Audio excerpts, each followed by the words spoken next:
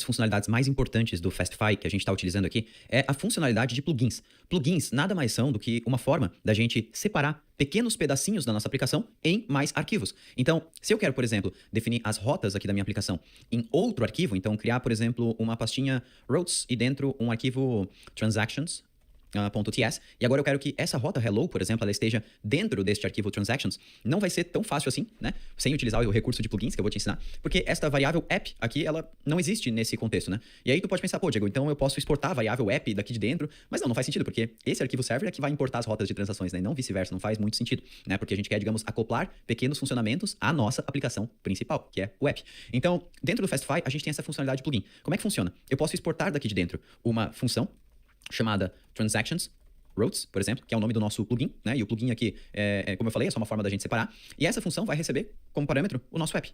E aqui eu simplesmente declaro as nossas rotas. Vou importar o Next aqui dentro, né? Então vou simplesmente dar um Ctrl ponto aqui, ó, database, né, do Next. E aqui por enquanto ele tá dando erro, mas não tem problema. Aqui dentro do Fastify a gente vai fazer o seguinte: app.register e o nome do nosso plugin, que tá dentro de transactions routes. Aqui é o que a gente importa de .routes/transactions. O único ponto só é que todo plugin do Fastify precisa obrigatoriamente ser uma função assíncrona, tá?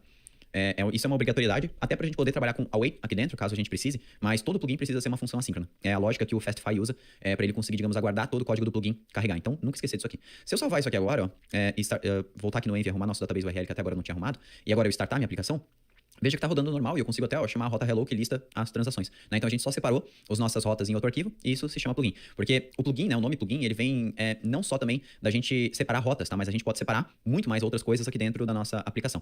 Aqui como o app tá dando erro, né, a gente precisa dizer, né, o TypeScript, ele tá dando erro porque o TypeScript, ó, ele não consegue entender qual que é o tipo desse app. Ele não consegue inferir, que a gente fala, que é deduzir automaticamente, né? Então a gente precisa dizer para o TypeScript qual que é o formato desse app. Até porque se a gente escrever app, ponto, ó, ele não sugere nada, ó, não tem sugestão nenhuma aqui dentro, o que é ruim, né?